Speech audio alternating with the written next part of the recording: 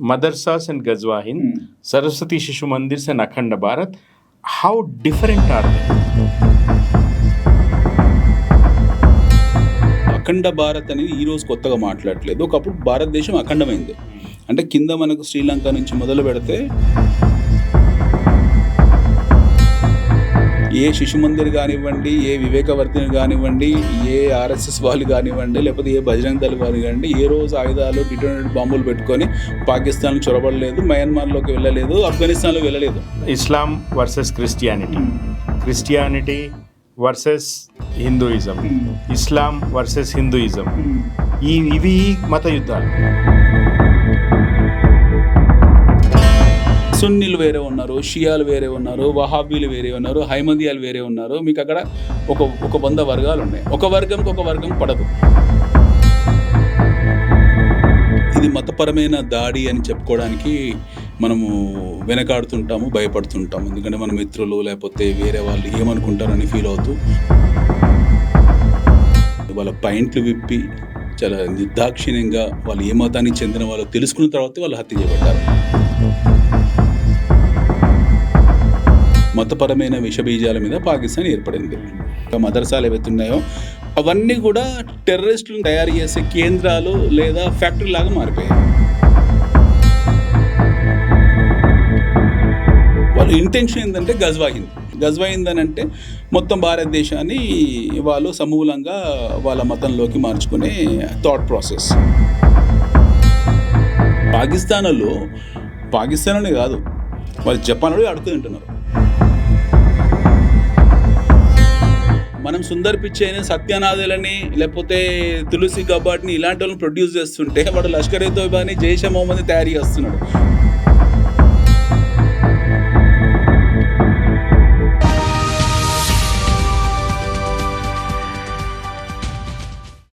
నమస్తే.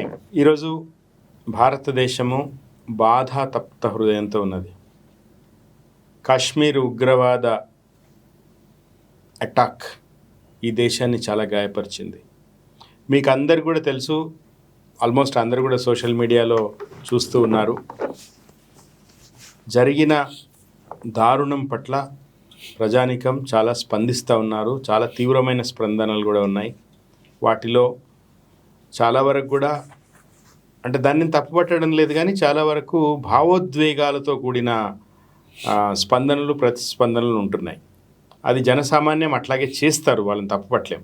కానీ as policy makers, ప్రభుత్వాలు లేతే ఒక రాజ్యాంగంలో భాగంగా ఉన్న మీడియా కావచ్చు, జ్యుడిషియరీ కానీ, ఎగ్జిక్యూటివ్ కానీ, అందరూ కూడా ఎట్లా చూడాలి, ఒక ఆబ్జెక్టివ్ అండ్ ప్రాగ్మటిక్ వ్యూ తీసుకుని ఈ దేశం ముందుకు పోయేలాగా ఈ సమస్యను ఎట్లా చూడాలనేది మనము అనిల్ ఉన్నారు మనతో. నమస్తే Anil, welcome to the show.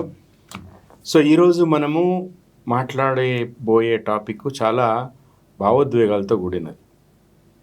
ఈ భావోద్వేగాలతో కూడిన సబ్జెక్ట్ని మనము కొంచెం భావోద్వేగాల డోసు తగ్గించి వీలున్నంత వరకు సాంకేతికంగానే దీన్ని డీల్ చేద్దాం.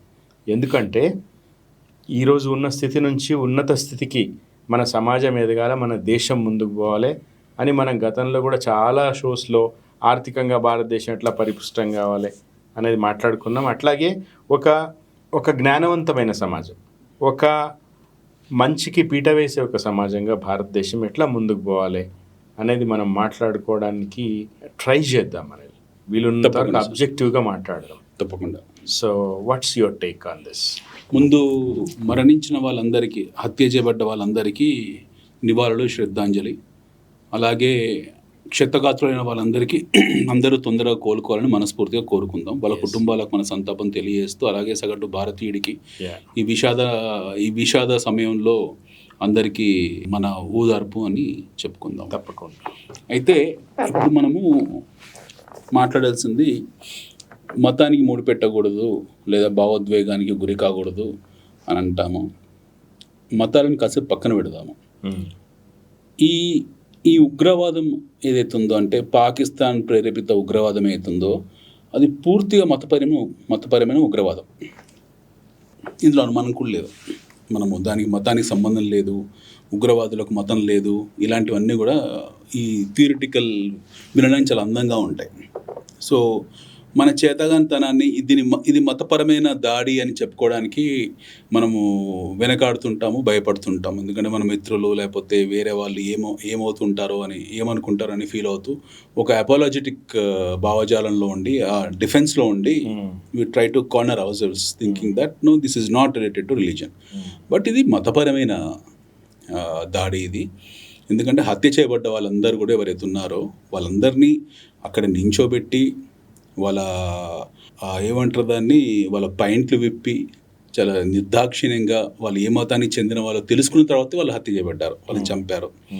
అందులో ఒక స్త్రీ అయితే నా భర్తతో పాటు నన్ను కూడా చంపేసేయండి అని అంటే, లేదు నువ్వు వెళ్ళి మీ ప్రధానమంత్రి మోడీకి చెప్పాలి విషయం, అందుకే నేను వదిలేస్తున్నామని కూడా ఆ మాట అన్నారు. కానీ అందులో అనిల్ అందరూ పురుషుల్ని చంపారు. అంటే ఒకళ్ళది అక్కడక్కడ యాజిటేట్ చేసిన వాళ్ళు చంపినట్టున్నారు, కానీ పురుషుల్ని చంపారు, స్త్రీలను వదిలేశారు. ఎందుకు అయి ఉంటుంది? వాళ్ళు బేసికల్ ఏంటంటే దే వాంట్ ఇందు మనము ఈ చర్చలో భాగంగా దీనికి కొంచెం డెప్త్లో వెళ్దాం. ఈ పాకిస్తాన్ ఏర్పాటువాదం, పాకిస్తాన్ ఏర్పడమే విషబీజాల మీద ఏర్పడింది.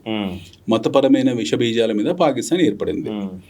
వాళ్ళు ఆ టైంలో పాకిస్తాన్ మేము సపరేట్గా విడిపోతాం భారతదేశం నుంచి అన్నప్పుడు మనం కూడా పెద్ద మనిషి చేసుకొని వాళ్ళకు సస్యశ్యామలమైన సింధ్ పంచనదులు ఏవైతే రావి, సత్లెజ్, జీలం ఇలాంటి నదులు ఉన్నాయో ఇందులో సారవంతమైన భూములు సింధ్ కానివ్వండి లేకపోతే వెస్ట్ పంజాబ్ కానివ్వండి, సారవంతమైన భూములు వాళ్ళకి మనం ఇచ్చేసాం పాకిస్తాన్కు. మంచి భూముల్లో అంటే పంచనదుల్లో ప్రవహించే వాటి ట్రిబ్యూటరీస్లో ఉండే 74% బెస్ట్ ల్యాండ్ వాడికి వెళ్ళింది, 26% మనకు వచ్చింది. కాకపోతే పాకిస్తాన్ కాలక్రమంలో ఏం చేశారంటే వాళ్ళకు వచ్చిన భూముల్లో వాళ్ళు పాపీ ప్లాంటేషన్ పండించుకొని గంజాయి పండించుకున్నారు. మనం అందులో బాస్మతి బియ్యం పండించుకొని మనం ఎదిగాము. This is a mind set.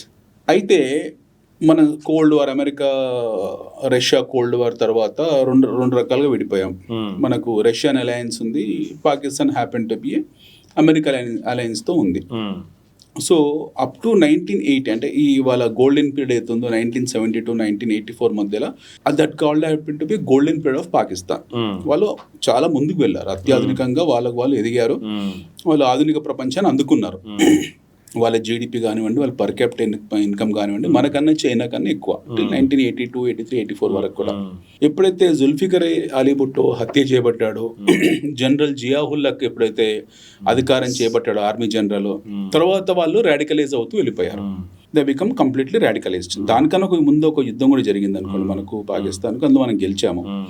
Radicalise అంతమంది రాడికలైజ్డ్ అయ్యేవాళ్ళు, ఎందుకంటే వాళ్ళ పునాదే ఇస్లామిక్ మతఛాందసవాదం, ఇస్లామిక్ భావజాలంతో వాళ్ళు ఇస్లామిక్ స్టేట్ ఆఫ్ పాకిస్తాన్ అని అంటారు, ఇస్లామిక్ రిపబ్లిక్ ఆఫ్ పాకిస్తాన్ అని అంటారు. వాళ్ళు హిందూ రిపబ్లిక్ ఆఫ్ ఇండియా అని మనము వాళ్ళది అఫీషియల్లీ ఇస్లామిక్ కంట్రీ. సో అలా వాళ్ళు ఏర్పడ్డారు. అక్కడ నుంచి వాళ్ళు వాళ్ళ ఖలీఫత్ కోసం ప్రయత్నం చేశారు. మేమే ముస్లిం ఉమ్మా అయితే ఉంటుందో, ఆర్గనైజేషన్ ఆఫ్ ముస్లిం కంట్రీస్ అయితే ఉంటుందో వాళ్ళకు ఖలీఫత్ కోసం ప్రయత్నం చేశారు. వాళ్ళు ఒకనొక టైంలో they become బిగ్గన్న Peddanna for all entire Muslim countries, Islamic countries అందరికి కూడా వెళ్ళారు. తర్వాత సౌదీ వహాబీలు వాళ్ళని తొక్కారు, అది వేరే విషయం. ఈ 83, 84 తర్వాత వాళ్ళ పతనం మొదలైపోయింది, ఆర్థికంగా పతనం మొదలైపోయి శాస్త్రీయ విద్య నుంచి వాళ్ళు దూరం అయిపోయి మదర్సా విద్యకు దగ్గర అయిపోయారు. అయితే అయ్యారు, అదే వాళ్ళ మతం వాళ్ళ ఇష్టం, వాళ్ళు చదువుకోవచ్చు, ఈవెన్ చేసుకోవచ్చు. కాకపోతే భారతదేశం తాలూకు వ్యతిరేకత నుండి భారతదేశం పట్ల ద్వేషాన్ని పెంచుకునే ప్రక్రియలోకి వెళ్ళిపోయారు వాళ్ళు. సో వాళ్ళ విద్యా సంస్థలు ఏవైతే ఉన్నాయో, వాళ్ళ మతపరమైన విద్యా సంస్థలు ఏవైతే ఉన్నాయో, మదర్సాలు ఏవైతే ఉన్నాయో, అవన్నీ కూడా టెర్రరిస్టులను తయారు చేసే కేంద్రాలు లేదా ఫ్యాక్టరీ లాగా మారిపోయాయి. సో అక్కడ మీకు దాదాపు అఫీషియల్గానే 30-35 వేల మదర్సాలు ఉన్నాయి పాకిస్తాన్లో. ప్రతి ఒక్క ఎవరైనా చూడండి, you can check anybody for that matter, ఎక్కడైనా సరే మీరు చెక్ చేయండి. వాళ్ళ ఇంటెన్షన్ ఏంటంటే గజ్వా హింద్, వాళ్ళ బేసిక్ ఇంటెన్షన్ ఏంటంటే గజ్వా హింద్ అని అంటే మొత్తం భారతదేశాన్ని వాళ్ళు సమూలంగా వాళ్ళ మతంలోకి మార్చుకునే థాట్ ప్రాసెస్.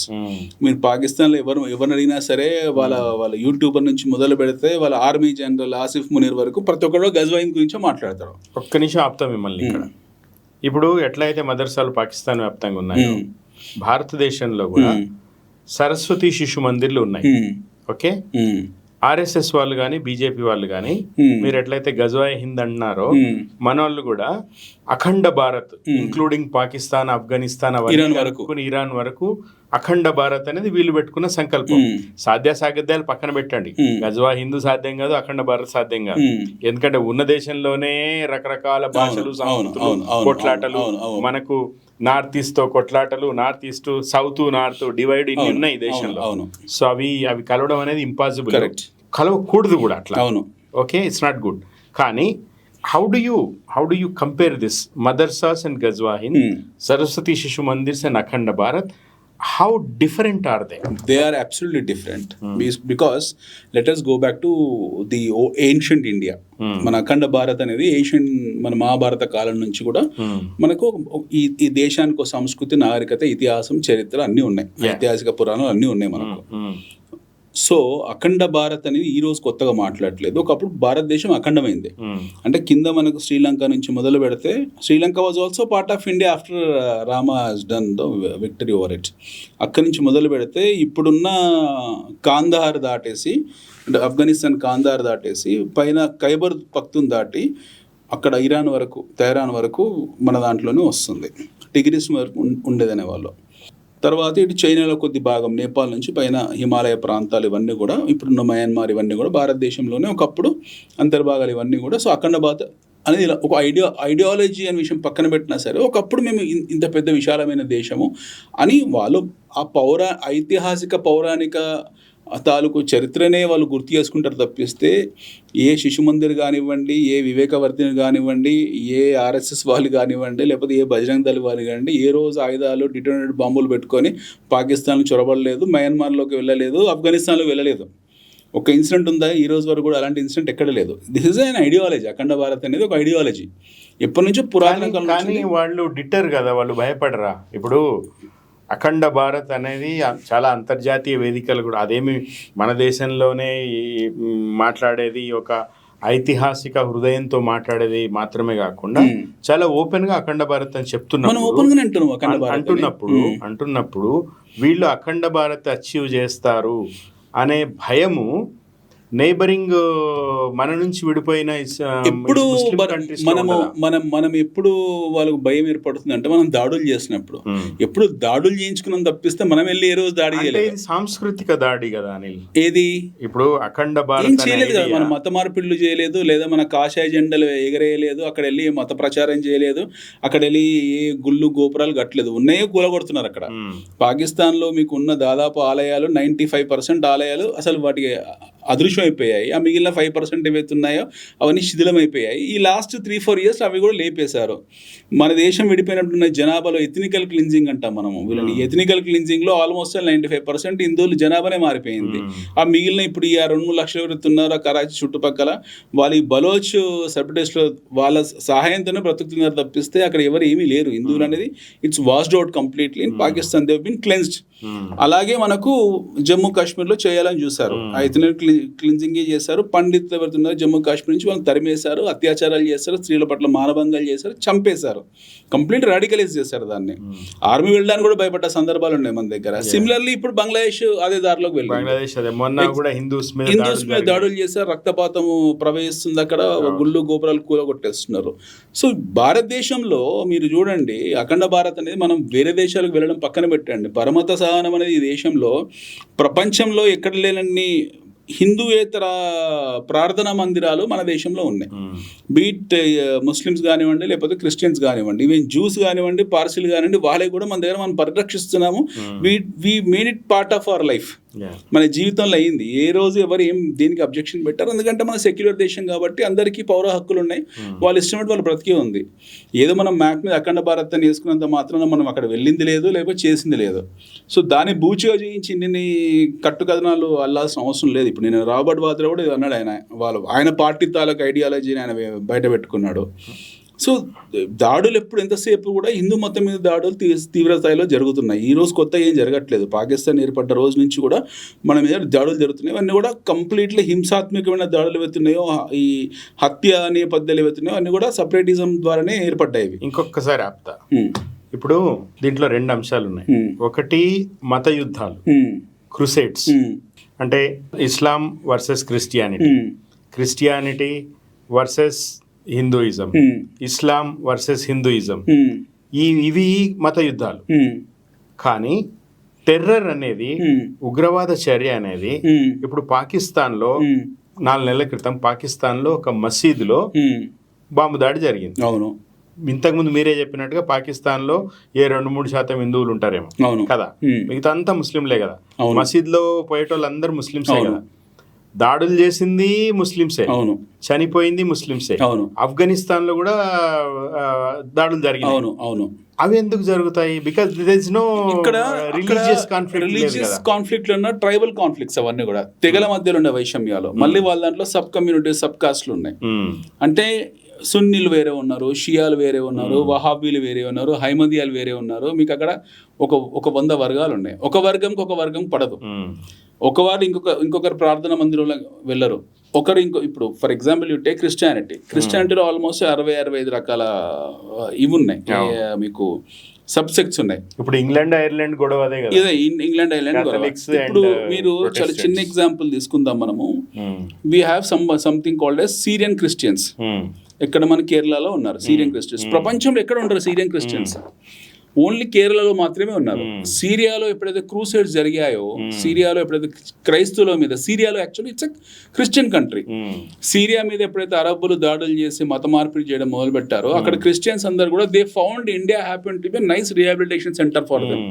వాళ్ళందరూ అక్కడ నుంచి కేరళకు వచ్చారు, సీరియన్ క్యాథలిక్స్ గా గుర్తింపు పడ్డారు. ఒక బ్యాంక్ కూడా ఉంది, సీరియన్ క్రిస్టియన్ బ్యాంక్ అని చెప్పేసి. వినండి, ప్రపంచంలో ఎక్కడ లేదు సీరియన్ క్రిస్టియన్ బ్యాంక్స్. అసలు సీరియన్ క్రిస్టియన్స్ వాళ్ళు ప్రపంచంలో ఎక్కలేరు. వాళ్ళు ఆ మిగిలిన కొద్ది మంది ఎవరైతే ఉన్నారో వాళ్ళు కేరళలో ఉన్నారు. They are just remain few people who have been preserved in India. మనం వాళ్ళని పరిరక్షిస్తున్నాం భారతదేశంలో. ఆ సీరియన్ క్రిస్టియన్స్ మీకు ఈరోజు కేరళలో కనపడతారు, వాళ్ళు అద్భుతంగా ప్రగతి సాధించారు. You find them open bank, Syrian Christian bank ఉంది, బ్రహ్మాండంగా పనిచేసుకుంటున్నారు వాళ్ళు. సో మీరు ఇందాక మనం మాట్లాడుకో అఖండ భారత్ కనుక మనం ఆ పర్స్పెక్టివ్ చూస్తే వీళ్ళు ఎట్లా బ్రతుకుతారు ఇక్కడ. రెండోది ఫార్సీలు ఉన్నారు. ప్రపంచం మొత్తంలో ఫార్సీలు అందరూ అంతరించిపోయారు. ఇరాన్లో జొరాస్ట్రియన్స్ మీద తీవ్రమైన దాడులు జరిగిన తర్వాత, అయూబీ నుంచి మొదలు పెడితే మొన్నటి షా వరకు కూడా మీకు జరిగిన దాడులకు అక్కడ మీకు ఇరాన్లో ఉన్న జొరాస్ట్రియన్స్ ఆల్మోస్ట్ వాళ్ళందరూ వెళ్ళిపోయారు. వాళ్ళందరి తర్వాత భారత తీర ప్రాంతంలోకి వచ్చి బాంబే, గోవా, ఈ గుజరాత్లో సెటిల్ అయిపోయారు. వాళ్ళే కదా మన టాటాలు అందరూ కూడా. అంతెందుకు ఈరోజు కరాచీ బేకరీ కానివ్వండి, ఇక్కడ ఉన్న సైనిక్పూర్లో 5th Avenue బేకరీ కానివ్వండి, ఇవన్నీ this are the people who happen to be the descendants of Iran. వీళ్ళందరూ ఫార్సీలు ముస్లిమ్స్ కాదు, ఫార్సీ సపరేట్. అఖండ భారత్ కంటే కూడా అఖండ ప్రపంచమే భారత్ లో ఉందనుకోవచ్చు. That is the reason we're called as subcontinent. మరి భారతదేశాన్ని ఉపఖండం అని ఎందుకంటాం మనం? Why we're called as subcontinent? We're called as subcontinent because that point is clear. నేనేం అడుగుతున్నా, ఇందాక మీరు చెప్పినట్టుగా ఈ మత యుద్ధాలు అంటే మనం కొంత అర్థం చేసుకోవచ్చు. మతాలకు మధ్యలో ఉండే రిఫ్ట్ మానవ జాతి పరిణామ క్రమం నుంచి అది నడుస్తూనే ఉంది. రైట్ రాంగ్ పక్కన పెట్టండి, but that has always been there. Unfortunately అది జరుగుతూనే ఉంటది. శ్రీశ్రీ చెప్పినట్టుగా ఏ దేశ చరిత్ర చూసినా ఏముంది, ఈ పరపీడన, పరాయణత్వం, నరహంతకత్వం నడుస్తూనే ఉంటది. అయితే ఒక దేశంలో ఉండే ముస్లిమ్స్ పరస్పరం, ఇందాక దాడుల గురించి మాట్లాడుతున్నప్పుడు మీరు తెగల మధ్య కాన్ఫ్లిక్ట్ అన్నారు. ఈ తెగల మధ్య కాన్ఫ్లిక్టు అంటే ట్రైబల్స్ తెగల మధ్య కాన్ఫ్లిక్ట్ మనం మణిపూర్లో కూడా చూసినాం. తెగల మధ్య కాన్ఫ్లిక్ట్ నాకు ఒకటి కొంచెం లోతుగా ఆలోచిస్తే ఒకటి అనిపిస్తుంది. ఇప్పుడు టెర్రరిజానికి మతం లేదు అనేది ఒక ఆర్గ్యుమెంట్. ఖచ్చితంగా ఈరోజు ఉదాహరణకి కాశ్మీర్ టెర్రర్ అటాక్ తీసుకుంటే ఖచ్చితంగా అదంతా కూడా ఇస్లామిక్ ఫండమెంటలిజం ట్రిగ్గర్ చేసిన దాని అవుట్కమ్ అనేది చాలా స్పష్టంగా ఉంది. అవును. అయితే ఒక మతం మీద ఇంకొక మతం ఆధిపత్యం, అట్లాగే ఒక తెగ మీద ఇంకొక తెగ ఆధిపత్యం, ఏది విదిన్ ద మతం, ఒకటే మతంలో, లేతే ఒక జెండర్ మీద ఇంకొక జెండర్ ఆధిపత్యం. ఇవి కొంచెం నేనేం అప్పీల్ చేస్తున్నా అంటే మీకు, నేను ఆడియన్స్ కూడా ఏం చెప్తున్నా అంటే కొంచెం బ్రాడర్గా చూస్తే మతాలు వల్ల మాత్రమే ఉగ్రవాదము ఉంటుంది అనడానికి కూడా ఏం లేదు. అంటే టెక్నికలీ స్పీకింగ్ ఇప్పుడు కాశ్మీర్లో జరిగింది, వాళ్ళు నువ్వు హిందువా ముస్లిమా అనేది చూసి ప్యాంట్లు విప్పి చెక్ చేసి ఆ ఖురాన్లోని ఆ కల్మా నీకు చదవడం వస్తే నిన్ను వదిలేయడము లాంటివి చేశారు. ఖచ్చితంగా అది అది మనకి చాలా ఆక్షేపణీయమే. స్పష్టంగా ఆక్షేపణీయం అండ్ స్పష్టంగా వాళ్ళు ముస్లిమ్స్ అయితే బతికిపోయి ఉందరు, కాదు కాబట్టి బతకలేదు. చెప్పేశారు. ఒక అతను ఎవరో ఇవాళ నేను మీడియాలో చూసిన, ఆయన ముస్లిం కాదు, పేరు నాకు గుర్తు రావట్లేదు, కానీ పక్కనున్న వాళ్ళు కల్మా చదివితే ఈయన పెదవి కదిపాడంట. సో ఇతన్ని కూడా వదిలేశారు. అతను ఆయనకు అది చెప్తా ఉన్నాడు, ఆయన ఎక్స్పీరియన్స్ చెప్తా ఉన్నాడు. సో అది ఖచ్చితంగా మతానికి సంబంధించిందే అది. కానీ మనం మిగతా దాడులు చూస్తే, ప్రపంచవ్యాప్తంగా జరుగుతున్న దాడులు, మన మణిపూర్ కానీ, లేకపోతే పాకిస్తాన్ దేశం లోపల కానీ, ఆఫ్ఘాన్లో జరుగుతున్నవి కానీ, ఐర్లాండ్ ఇంగ్లాండ్కి జరిగిన ఏది వాళ్ళు డిసార్మ్మెంట్ జరిగేంత వరకు జరిగిన ఆ దాడులు కానీ, ఇవన్నీ చూస్తే మానవ జాతిలోనే ఈ ఆధిపత్యం కానీ, హంతక స్వభావం కానీ ఉన్నది అని నేను అంటున్నాను. ఇది ఈ లోతుగా ఎందుకు చూడాలంటే అనిల్, పాలకులు అది ఏ పార్టీ అయినా కావచ్చు, ఈరోజు నరేంద్ర మోడీ ఉంటారు, రేపు ఇంకోరు వస్తారు, ఈరోజు బీజేపీ ఉంటుంది, రేపు ఇంకోరు వస్తారు. బట్ ఒక సమస్య మూలాలు ఏమున్నాయి అనేది ఆ లోతుకు పోవాల్సిన అవసరం ఉందా లేదా? ఇస్లామిక్ దేశాలు ఉన్నాయి మనకు, organisation of Islamic countries, OIC అంటాం వాటిని, organisation of Islamic countries. Organisation of Islamic countries ఏవైతే ఉన్నాయో భూమండలం మొత్తం మీద, అందరితో మనకు అద్భుతమైన రిలేషన్షిప్స్ ఉన్నాయి. బీడ్ సౌదీ అరేబియా, మన ప్రధానమంత్రి మన సౌదీలో అక్కడే ఉన్నారు. అవును, ఆయన అక్కడి నుంచి భారతదేశం వస్తుంటే సౌదీ జెట్స్ ఎస్కాట్ చేశాయి, ఇండియా వరకు కూడా సౌదీ జెట్స్ ఎస్కాట్ చేశాయి ఆయననే. So he was there in Saudi. మనకు సౌదీతో గొప్ప రిలేషన్షిప్స్ ఉన్నాయి, ఇరాన్తో రిలేషన్షిప్స్ ఉన్నాయి. ఇరాన్ మనకు చమురు పంపిస్తుంది. అవును, మళ్ళీ ఒకటి షియా దేశం, ఇంకొకటి సున్నీ దేశం, ఇద్దరితో ఉంది మనకు. అవును. We have also condemned Israel during Palestinian issue. మనకు పాలస్తీన్ వాళ్ళతో కూడా మనకు రిలేషన్షిప్ ఉంది. మనం ఐఎమ్ కమింగ్ టు పాకిస్తాన్. దీని కొంచెం బ్యాక్గ్రౌండ్కి వెళ్ళే ముందు, we have relationship with Jordan. We had a great relationship with Saddam Hussein during Iraq.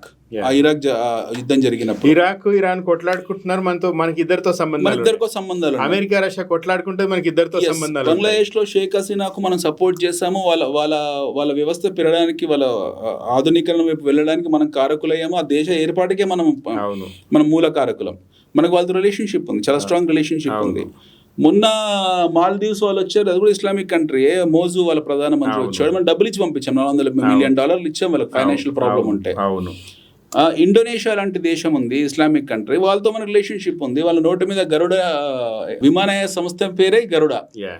So వాళ్ళు వినాయకుని పూజిస్తారు అక్కడ, Islamic country. But still we have a great relationship వాళ్ళతో. మనకు ఖతార్తో రిలేషన్షిప్ ఉంది, వీ హ్యావ్ రిలేషన్షిప్ ఒమాన్, యమన్తో రిలేషన్షిప్ ఉంది, we have a very strong relationship Mohammed bin Salman సౌదీతో ఉంది.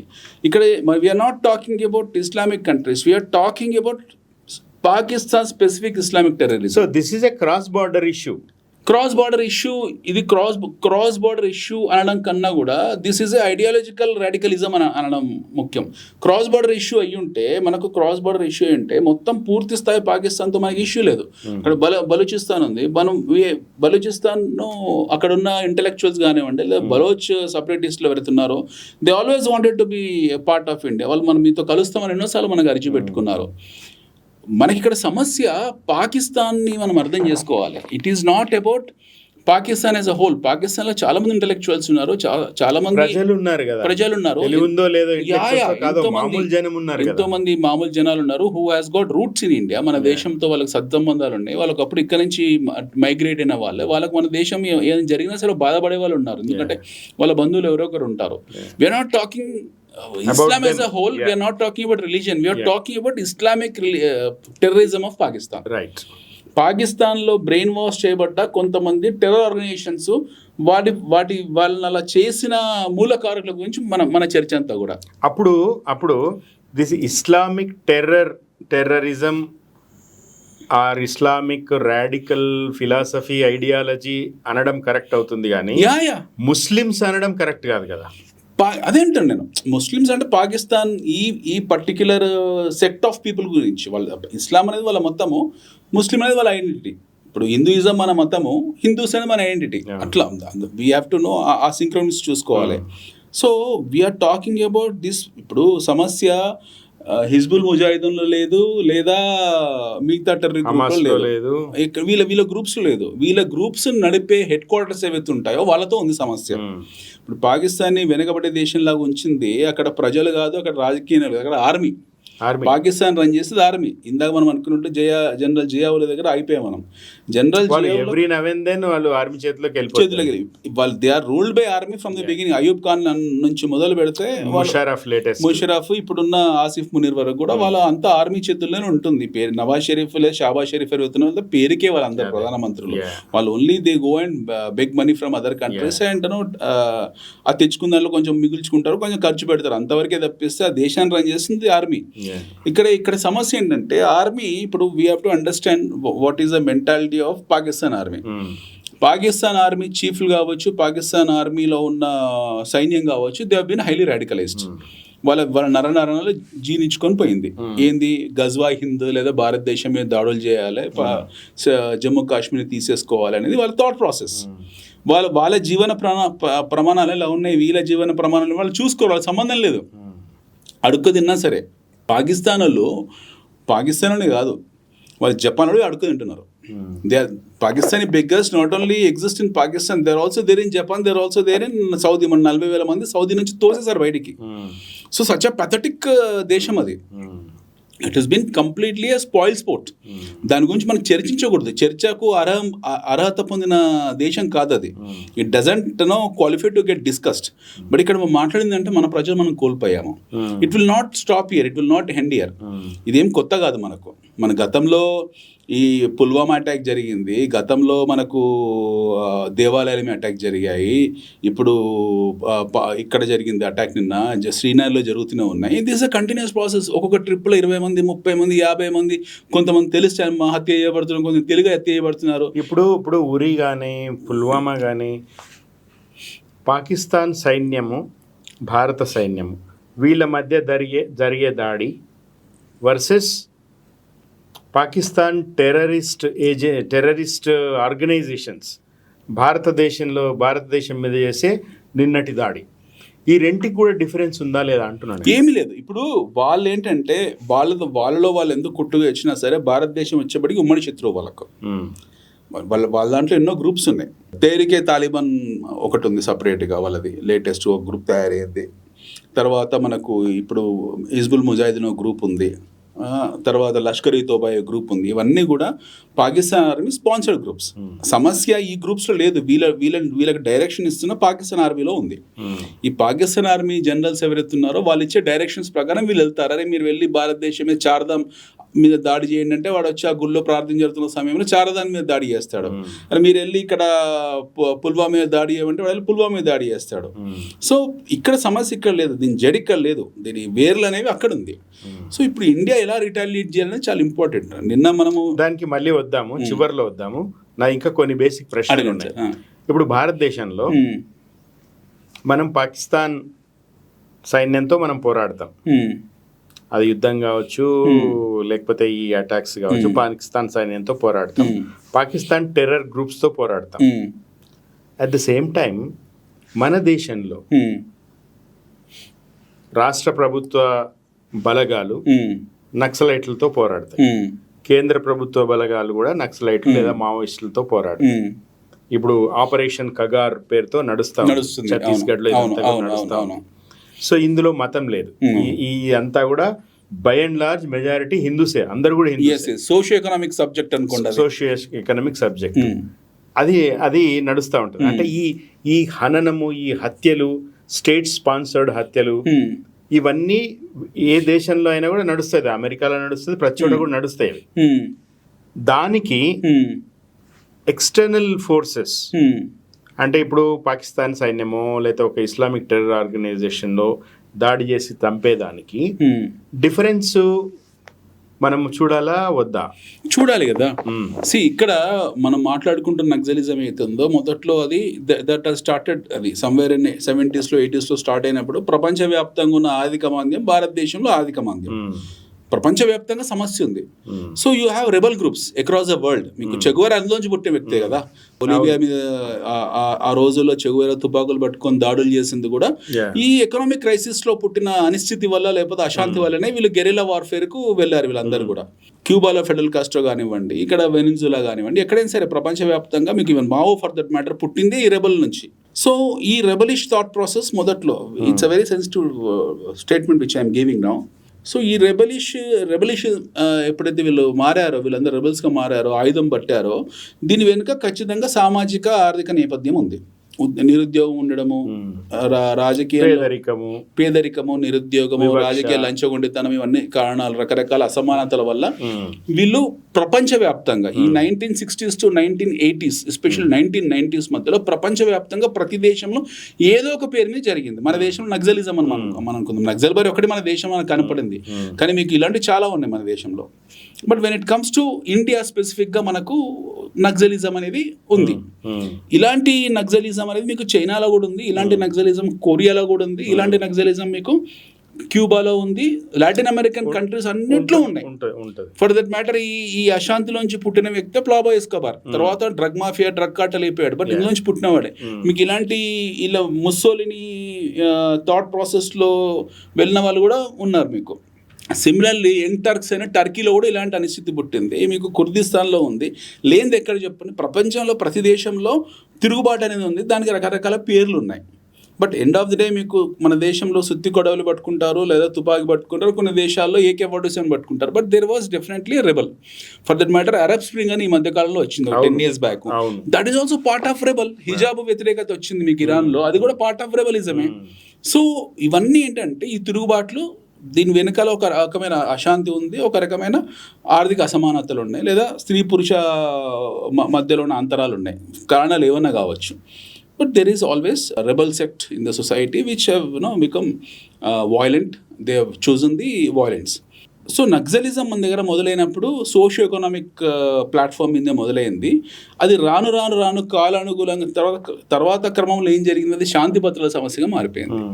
న్యూ ఇండస్ట్రియలైజేషన్ ఫలాలని అనుభవించలేని వాళ్ళు ఎవరైతే ఉన్నారో వాళ్ళందరూ కూడా వీళ్ళు లా అండ్ ఆర్డర్ సమస్య కింద మారిపోయారు. ఇనిషియల్గా ఇట్ ఈస్ డెఫినెట్లీ ఆపరేషన్, దాని ఆపరేషన్ అనుకుందాం. That no activity, Naxal activity was nothing but socio economic activity. ఆ డిస్పారిటీస్ పుట్టింది అసమానతల మధ్య. మనం పూర్తిగా అవుట్ ఆఫ్ దీంట్లో పోకుండా బేసిక్ ప్రిమైస్ ఏంటంటే సామాజిక అసమానతలు అండ్ జనాల్లో ఉండే ఒక ఫ్రస్ట్రేషన్, హింసా ప్రవృత్తి, అది దట్ లెడ్ టు హింసా ప్రవృత్తి. ఇప్పుడు పాకిస్తాన్లో కానీ లేకపోతే ఆఫ్ఘనిస్తాన్లో తాలిబాన్ రూల్ ఉంది.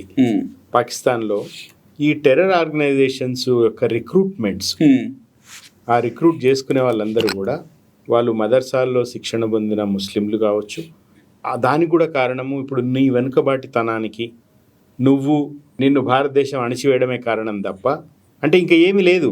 ఆ దేశం పాకిస్తాన్ తమ పౌరుల్ని సరిగ్గా చూసుకోకపోవడం కానీ, లేకపోతే వాళ్ళకి బేసిక్ నీడ్స్ తీర్చకపోవడం కానీ, అవేమీ వాళ్ళ దృష్టికి రాకుండా మీ కేవలం భారతదేశం వల్లనే మీరు ఇట్లా ఉన్నారు, భారతదేశం మీద మనము జిహాద్ ఇది చేయాలి లాంటివి ఏదైతే వాళ్ళు చెప్తున్నారో, కానీ బేసికలీ దాంట్లో పోయే వాళ్ళందరూ కూడా మీరు ఇందాక చెప్పిన కారణమే. సామాజిక ఆర్థిక అసమానతలు, విద్య లేకపోవడము, పేదరికము. ఇక్కడ రెండు రకాలు చర్చ. మనం ఇక్కడ మళ్ళీ ఇందులో ఈ గ్యాప్ ని మనం ఫుల్ఫిల్ చేయాలి. అంటే నేను రిక్రూట్మెంట్స్ కి సంబంధించి టెర్రర్ వైపు ఎట్లయితే భారతదేశంలో నక్సలిజం వైపు మొగ్గు చూపే మామూలు గ్రామీణ దళిత బహుజన భారతదేశంలో రిక్రూట్మెంట్ అనేది ఫోర్స్ మీద జరగలేదు. ఇక్కడ మన దగ్గర నక్సలిజం లో రిక్రూట్మెంట్ జరిగింది ప్రాపగండా ద్వారా. ఏ ప్రాపగండా? ఇస్లాం ఆర్గనైజేషన్ అంటే ప్రాపగండానే కదా. ఇప్పుడు will come to that. Thin line మనం అర్థం చేసుకోవాలి. వాలంటరీగా వీళ్ళు వెళ్ళారు, చాలా మంది వెళ్ళలేదు. నిర్బంధ విద్య అంటూ ఏమీ లేదు వాళ్ళ ఎడ్యుకేషన్ సిస్టమ్ లో. ఇక్కడ మనం ఎడ్యుకేషన్ సిస్టమ్ లో ఎక్కడ కూడా భారతదేశానికి వ్యతిరేకంగా, మన దేశానికి వ్యతిరేకంగా ఇక్కడ రాయలేదు. But still people vent towards naxalism. Over a period of time ఆ రిక్రూట్మెంట్ తగ్గిపోయింది. ఈ రోజు నక్సలైట్లు అనే వాళ్ళు హార్డ్లీ మనకు ఎక్కడో కనపడతారు. ఒకప్పుడు నక్సలైట్లు లేని ప్రాంతంలో ఈ రోజు రియల్ ఎస్టేట్ వెంచర్స్ ఉన్నాయి, అపార్ట్మెంట్స్ ఉన్నాయి. ఇదే నర్సాపూర్, ఇదే గజ్వేల్, ఈ చుట్టుపక్కల ఈ రోజు మీకు ఎకరం 2 కోట్లు 3 కోట్లకు వెళ్ళిపోయింది. ఎందుకంటే అసమానతలు లేవు, ఆర్థిక అసమానతలు లేవు, అవి తగ్గించుకుంటూ వెళ్ళాం. But still you have this Naxal problem. Chhattisgarh అక్కడిక్కడ కొన్ని సమస్యలు ఉన్నాయి. ఖచ్చితంగా దానికి రకరకాల కారణాలు, కొన్ని లా అండ్ ఆర్డర్ కారణాలు ఉండొచ్చు, కొన్ని లీడర్షిప్ క్యాడర్స్ ఎవరైతే ఉన్నారో వాళ్ళ లీడర్షిప్ రిటైన్ చేసుకోవడం కోసం అట్లనే కంటిన్యూ చేస్తాం నాకు తెలియదు. స్విండ్లింగ్ ద రిసోర్సెస్ అబ్సల్యూట్లీ కార్పొరేట్స్ ఉండొచ్చు. అందుకే ఇప్పుడు ఇండియాలో అతిపెద్ద రెజిమెంట్ అవుతుందో ఆర్మీ కంటోన్మెంట్ మన ఛత్తీస్గఢ్ లో కడుతున్నారు వాళ్ళు. ఎందుకంటే they are asking people to join the main stream society. Main stream కొండలు వదిలేసి మీరు మెయిన్ స్ట్రీమ్ లోకి రండి నాయన, ఎందుకు అనవసరం అడవుల్లో ఉంటారని చెప్పి ప్రజలు అంటున్నారు, ఈవెన్ ప్రభుత్వాలు అంటున్నాయి. Similar propaganda now will come to the Pakistan issue. Pakistan recruitment propaganda ఎలా జరుగుతుంది ఇప్పుడు? ఫర్ ఎగ్జాంపుల్ నార్త్ కొరియా ఉంది. కిమ్ జాన్ ఉంగ్ ఏం చేశాడు? దేశాన్ని దిగ్బంధం చేసి మొత్తము ప్రహారీ కూడా కట్టాడు. అక్కడ విదేశీ వాట్సాప్లు ఉండవు, మీకు టీవీ ఛానల్స్ ఉండవు, ఏమి ఉండవు, వార్తా పత్రికలు ఉండవు, ఏమి ఉండవు, నథింగ్. అదొక సపరేట్ జైలు, అది ఒక దేశమే పూర్తి స్థాయి జైలు. అక్కడ మీకు అక్కడ ప్రజలకు ప్రపంచంతో ఎలాంటి సంబంధాలు లేవు. ఆ నియంత ఏది చెప్తే అదే. ఓకే, ఈవెన్ హెయిర్ కట్ కూడా అతను డిసైడ్ చేసిందే. మొన్న లేటెస్ట్గా బ్యాన్ విధించాడట, లాంగ్ కోట్లు ఎవరు వేసుకోకూడదు, ఎందుకంటే ఆయన సిగ్నేచర్ డ్రెస్ మిగతా వాళ్ళు కాపీ కొట్టద్దని చెప్పి దాని మీద కూడా బ్యాన్ విధించాడు. Is a crooked fellow. Kim Jong Un ఎవరుతున్నారో కంప్లీట్గా ఒక మానవాతీత శక్తి లాగానే భావించుకుంటాడు. He behaves like a crooked person. సొంత మేనమామను ఆకలిగా ఉన్న కుక్కలకు ఆహారంగా వేసినంత దుర్మార్గుడు. పాకిస్తాన్లో ఏం జరిగింది? What is happening in Pakistan is similar kind of setup is happening in Pakistan. మనం ఇందాక మాట్లాడుకుంది 1984-85 వరకు వాళ్ళ ఆర్థిక వ్యవస్థ చాలా బలంగా ఉంది. ఇప్పుడు అది ఆర్మీ చేతికి వెళ్ళిపోయిందో, జనరల్ జియావులకు చేతికి వెళ్ళిపోయిందో, he started to focusing more on radicalization. అతను ఇస్లామిక్ రాడికలైజేషన్ మీద జనాలని చదువుకు విద్యకు దూరం పెట్టడం మొదలుపెట్టాడు. ఎంకరేజ్ ఎందుకు అయి ఉంటుంది? 3-4 కారణాలు. దే వాంటెడ్, ఇందాక చెప్పింది, దే వాంటెడ్ టు బికమ్ ఖలీఫత్ ఫర్ ఓవైసీ. అంటే ఇస్లామిక్ ఆర్గనైజేషన్ కంట్రీస్ ఏవైతున్నాయో, ఆర్గనైజేషన్ కంట్రీ ఓఐసీ అంటాం మనం, ఆర్గనైజేషన్ ఇస్లామిక్ కంట్రీస్ ఏవైతున్నాయో వాటికి ఖలీఫత్ ఉమ్మా అంటారు వాటిని. ఇస్లామిక్ ఖలీఫత్కు మేమే పెద్దన్న పాత్ర వహించాలని చెప్పేసి దేశ ప్రజలను ఆల్మోస్ట్ అందరినీ కూడా, అంటే బేసిక్ ఇస్లాం పుట్టింది ఎక్కడ? సౌదీలో. వాళ్ళందరూ ఆధునికత వైపు వెళ్తూ ఉంటే వీళ్ళు ఇంకా చీకటి యుగానికి వెళ్ళిపోతున్నారు పూర్తి. సౌదీ గానీ, దుబాయ్ గానీ, ఖతార్ గానీ వాళ్ళందరూ మెయిన్ స్ట్రీమ్ వరల్డ్. ఈ రోజు మీకు సౌదీ అరేబియా తను పూర్తిగా సంస్కరించుకుంటుంది. దే ఓపెన్ దే డోర్స్, విదేశీ పెట్టుబడులను ఓపెన్ చేశారు. దే అండర్స్టూడ్ ఆయిల్ రిజర్వ్స్ ఇంకా ఎక్కువ సంవత్సరాలు పనిచేయవు, 40-50 తర్వాత ఆయిల్ రిజర్వ్స్ ఏమి ఉండవు, మేము ఎట్లా ఉంటే కొట్టుకుపోతాం ఇవి విప్లవంలో అని చెప్పేసి వాళ్ళు కూడా మిగతా ప్రపంచంతో దగ్గరికి వెళ్తున్నాడు. వాళ్ళ యువరాజు ఎవరైతే ప్రిన్స్ ఉన్నాడో, క్రౌన్ ప్రిన్స్ MBS అంట మనం, మొహమ్మద్ బిన్ సల్మాన్, అతను హార్వర్డ్లో చదువుకున్నాడు, highly intellectual person. Mainstream సొసైటీలోకి రావడానికి వాళ్ళకి కావాల్సిన ప్రయత్నాలన్నీ చేస్తున్నారు. పాకిస్తాన్లో కూడా సౌదీ లాగా ఆయిల్ రిజర్వ్స్ ఉండుంటే డిఫరెంట్గా ఉండేదేమో. ఆయిల్ రిజర్వ్స్ ఉంటే ఎలా ఉండేవాళ్ళు తెలియదు మనకు. ఇప్పుడు ఆయిల్ రిజర్వ్స్ ఉన్న దేశం అంటే అందరికీ పని ఉండేది కదా, నీళ్ళు అందరి చేతిలో డబ్బులు ఆడేది. అప్పుడు మన దగ్గర మనకు లేని వెసులుబాటు. అంటే నేను the point I'm trying to drive towards, ఆర్థిక అసమానతలు. మన దగ్గర ఏం ఆయిల్ ఉందని మనం ఇంత ప్రగతిని సాధించాము? మన దగ్గర ఇన్ని వైవిధ్యాలు ఉన్నాయి, ఇన్ని మత వైవిధ్యాలు ఉన్నాయి, ఇన్ని ఆలోచన వైవిధ్యాలు ఉన్నాయి, ఇన్ని రకాల మతాలు ఉన్నాయి, ఇంత డైవర్సిటీ ఉంది. స్టిల్ మనం ఎందుకు ఫిఫ్త్ ఎకానమీగా? మన దగ్గర న్యాచురల్ రిసోర్సెస్ కూడా చాలానే ఉన్నాయి కదా. మనకన్నా ఎక్కువ నేషనల్ రిసోర్సెస్ పాకిస్తాన్లో ఉన్నాయి. పాకిస్తాన్ సైజ్ ఎంత, దేశం ఎంత? అంతకన్నా చిన్న దేశం మీకు ఇజ్రాయెల్. మరి మన పర్ క్యాపిటల్ PhD ఇజ్రాయెల్లో ప్రతి 29,000 మందికి అసలు ఏమీ లేవు కదా. దట్స్ వాట్ సి మనకు సౌదీ విత్ పాకిస్తాన్. సౌదీలో ఏమీ లేవు. సౌదీలో ఆయిల్ తప్పిస్తే, ఎడారి తప్పిస్తే ఏమీ లేదు. వాళ్ళకు ఒక ఇసుక ఉంది, ఆయిల్ ఉంది, రెండే ఉన్నాయి. దుబాయ్లో ఇసుక ఉంది, ఆయిల్ ఉంది, ఇంకేమీ లేదు. బట్ వాళ్ళు ఎలా మార్చుకున్నారు? ఇప్పుడు నిన్న జరిగిన దమనకాండకు మీరు ఆశ్చర్యపోతారు, తాలిబాన్లు సానుభూతి ప్రకటించారు. Talibans are also Islamic. ఒకప్పుడు వాళ్ళు ఆత్మాహుతి దాడుల్లో పేరుగాంచిన వాళ్ళే కదా, వాళ్ళకన్నా గొప్పలు వీళ్ళేం కాదు కదా. బట్ తాలిబాన్సే వాళ్ళు దాన్ని ఖండించారు, ఈ తీవ్రమైన దుశ్చర్యని తాలిబాన్స్ ఖండించారు. అరే ఇదేంత ఇట్లా చేశారేంట్రా బాబు మీరు అని చెప్పి. ఈ సందర్భంగా నేను ఒకటి చెప్పదలుచుకున్నా.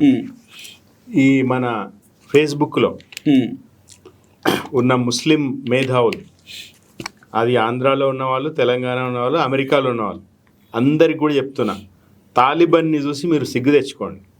మీరు చాలా సెలెక్టివ్ విమర్శలు చేస్తూ ఉన్నారు.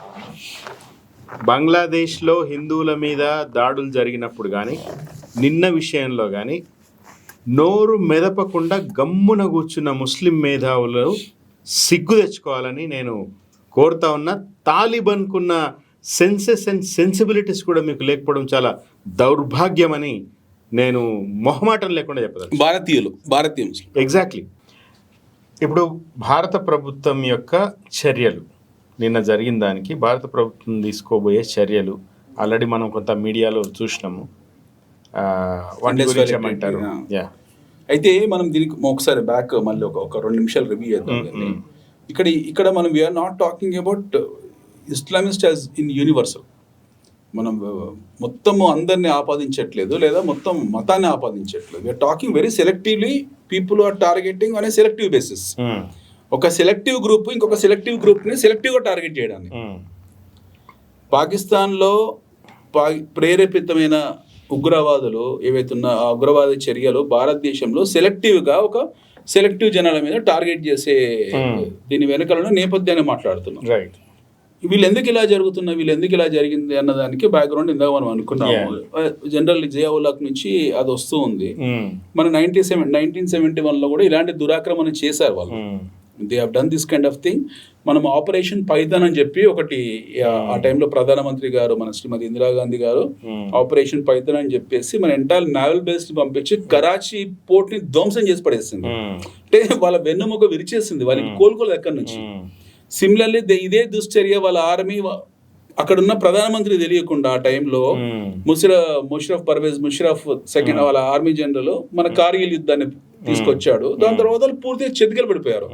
కార్గిల్ యుద్ధం తర్వాత భారతదేశం ఇంకో స్థాయికి వెళ్ళిపోయింది. పాకిస్తాన్ తర్వాత కోలుకోలేదు, ఎందుకంటే that's very heavy. Very heavy price. ఇంకా వాళ్ళు కోలుకోలేదు అక్కడి నుంచి, ఇంకా ఈ రోజు కోలుకోలేదు.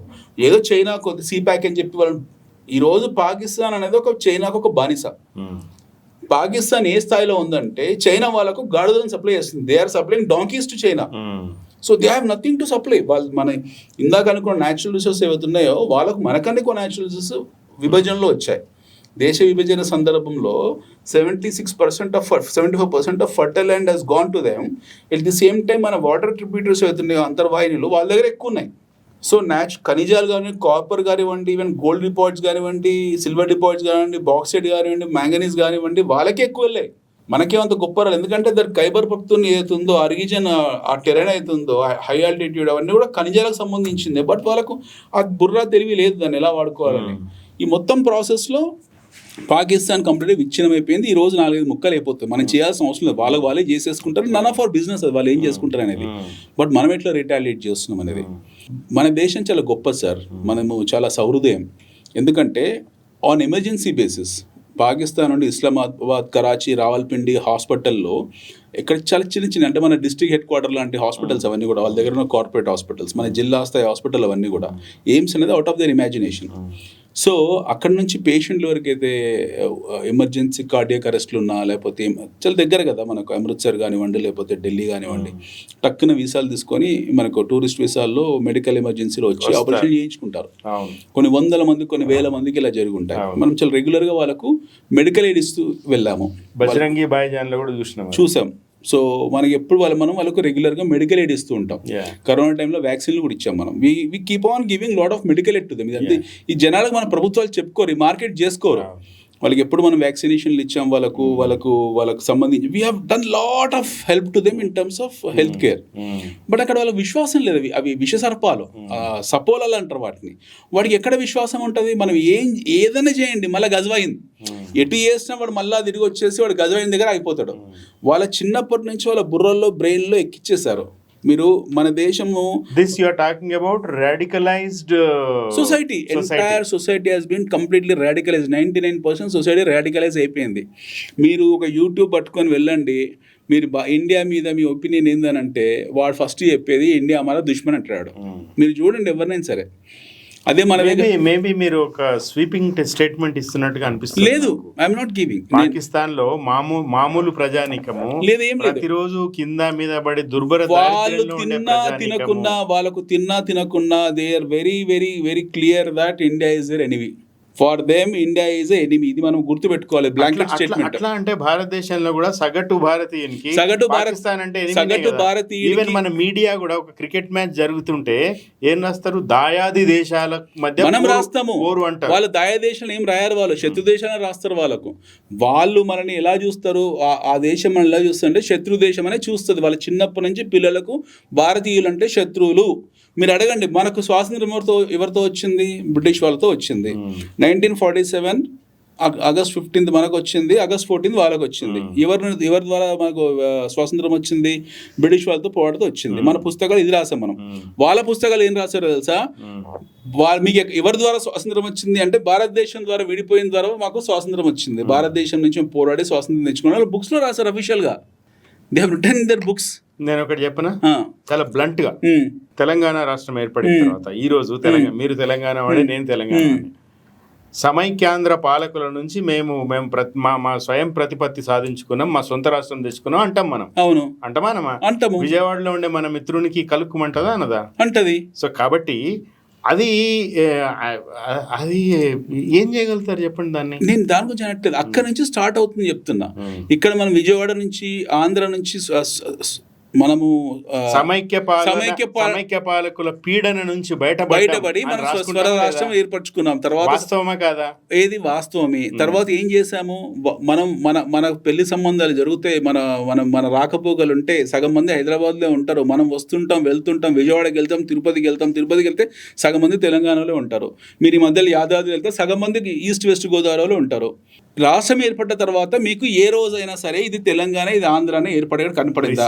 That's what I'm saying. Pakistan విడిపోయిన తర్వాత కూడా ఈరోజు పాకిస్తాన్లో మామూలు ప్రజలు, ఈరోజు ఆంధ్ర తెలంగాణలో బహుశా కేసీఆర్, చంద్రబాబు నాయుడు రాజకీయ కారణాలతో స్టేట్మెంట్లు ఇస్తారు కావచ్చు, కానీ మీరే చెప్పిన ఎగ్జాంపుల్లో తెలంగాణ ఆంధ్ర ప్రజల మధ్య ఆహార వ్యవహారాల్లో ఎట్లయితే వాళ్ళకి ఒక బంధం ఉన్నదో, పాకిస్తాన్కి భారతదేశంలో ఉండే మామూలు ప్రజలకు కూడా ఆ బంధం ఉంటుంది కదా. ఆ బంధం అనే పర్సంటేజ్ ఆఫ్ ఇప్పుడు ఆంధ్ర తెలంగాణలో మనకు 99% బంధం ఉంది. 99% ఆ మానసిక బంధం ఉంది.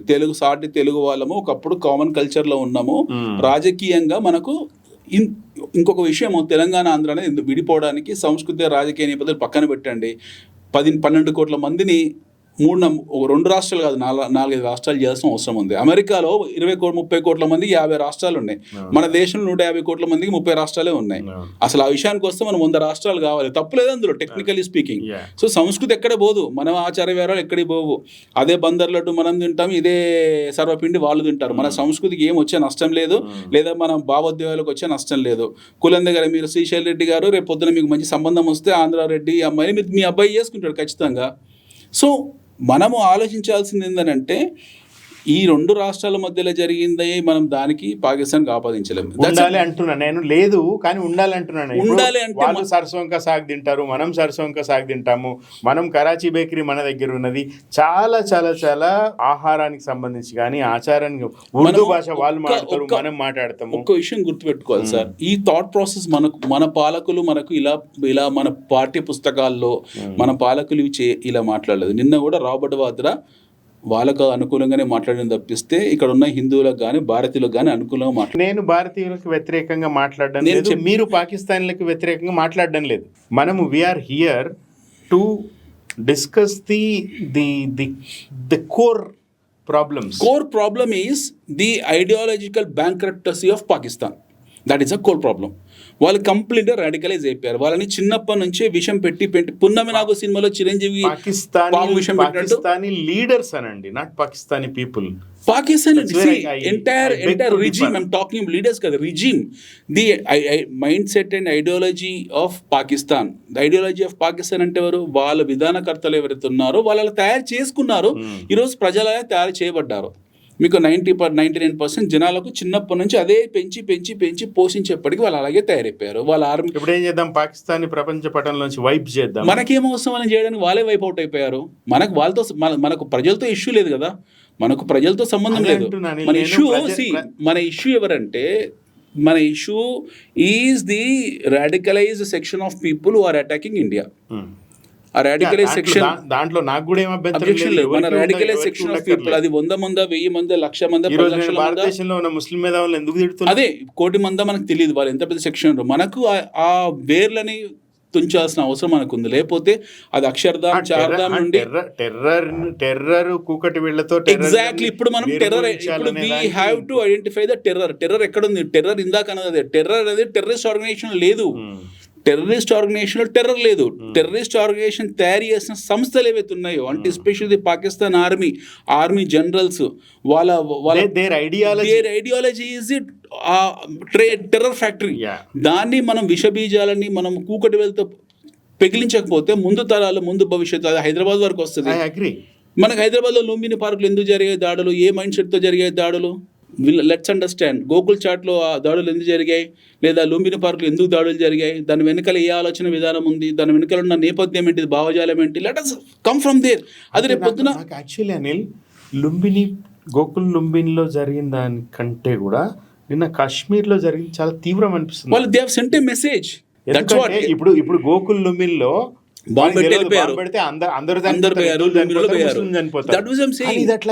వాళ్ళు చాలా సెలెక్టివ్ గా ఒక మెసేజ్ పంపించారు.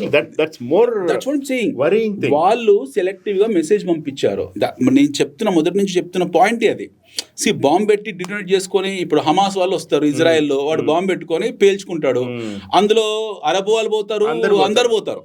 మీకు యూదులు పోతారు, అరబ్ పోతారు, క్రిస్టియన్ పోతారు, అందరు పోతారు. అది వేరు, అది మాస్ డిస్ట్రక్షన్. మీకు ఎక్కడ జరుగుతుంది? జనరల్గా శ్రీనగర్లో జరుగుతుంది.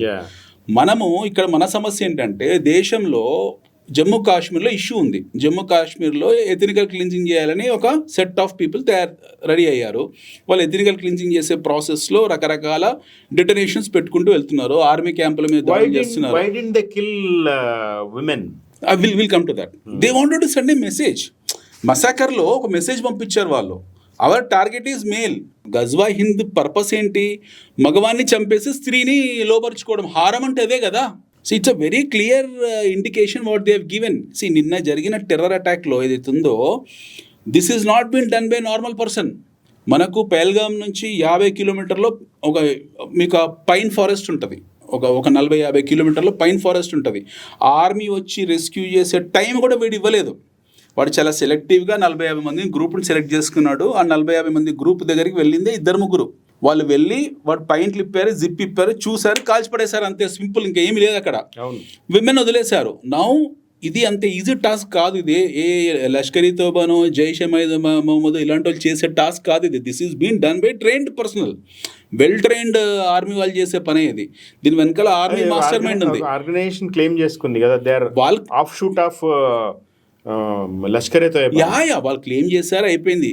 But end of the day ఈ ఆపరేషన్ ఎగ్జిక్యూట్ చేస్తున్న వాళ్ళు ఎవరుతున్నారో, they are not normal people, they are well trained people. They came with a mind set.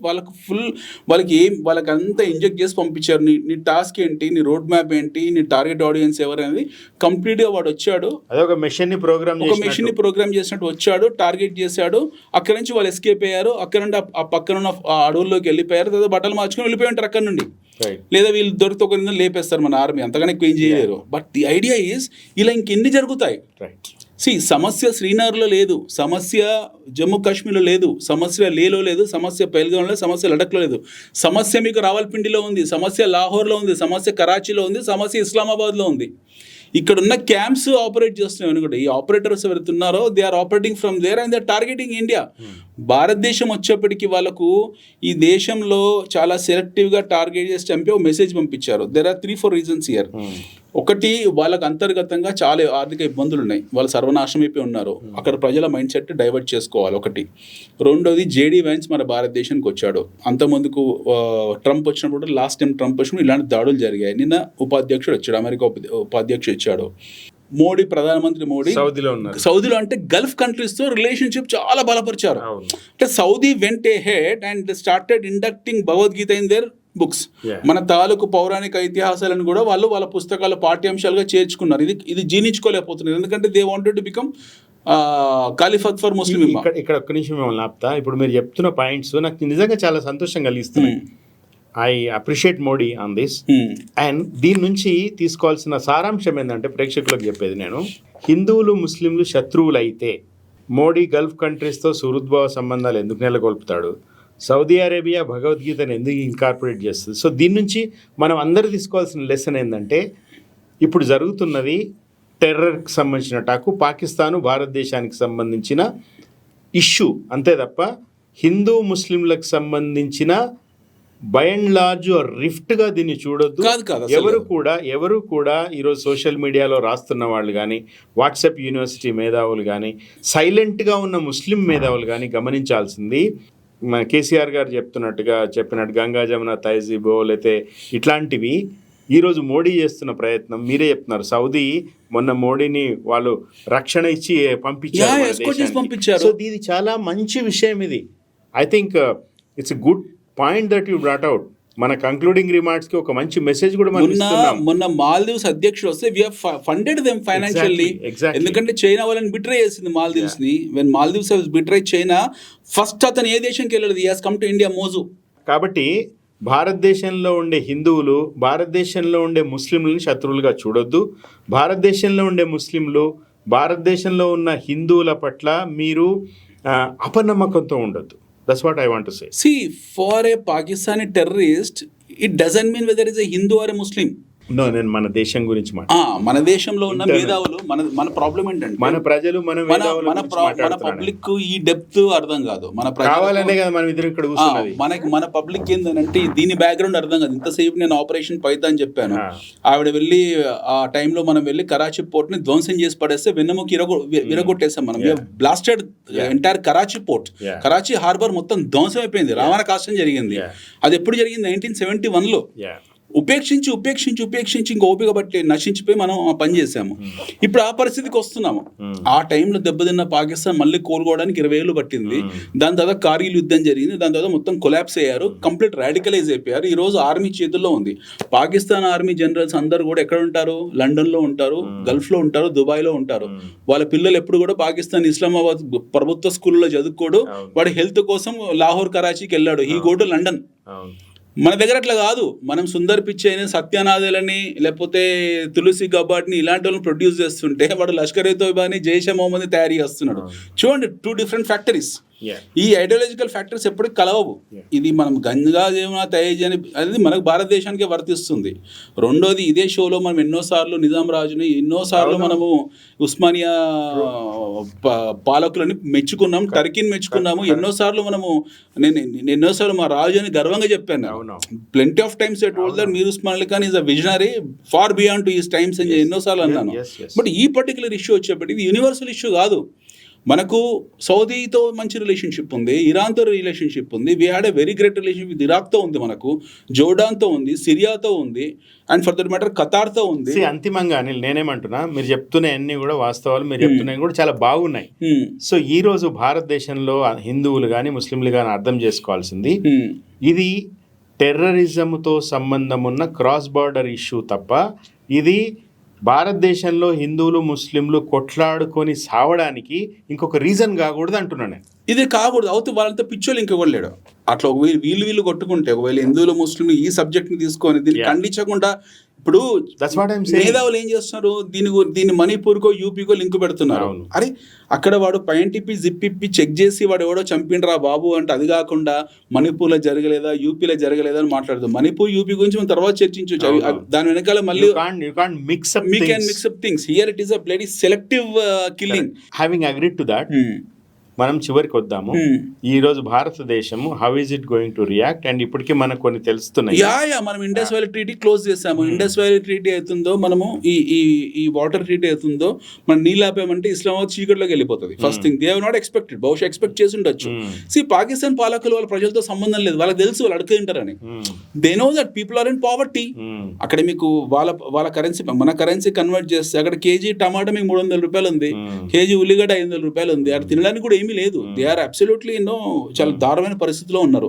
Indus valley treaty మనం క్లోజ్ చేసాము, ఇమ్మీడియట్ గా వేకేట్ చేయమని చెప్పాము. అంటే we have told our embassies to వెళ్ళిపోవాలని చెప్పేసాం ఎంబసీస్ ని. వాళ్ళతో ఉన్న బయోలెటరల్ రిలేషన్షిప్స్ మొత్తం కట్ చేసుకున్నాము, ట్రేడ్ కట్ చేసుకున్నాము. Recent we actually plan to continue trade. మనం రీసెంట్ కూడా డోర్స్ ఓపెన్ చేద్దాం, పర్వాలేదు అన్న దృష్టి కూడా మనం వెళ్ళాము. బట్ ఈ అటాక్ తర్వాత we have close all our doors.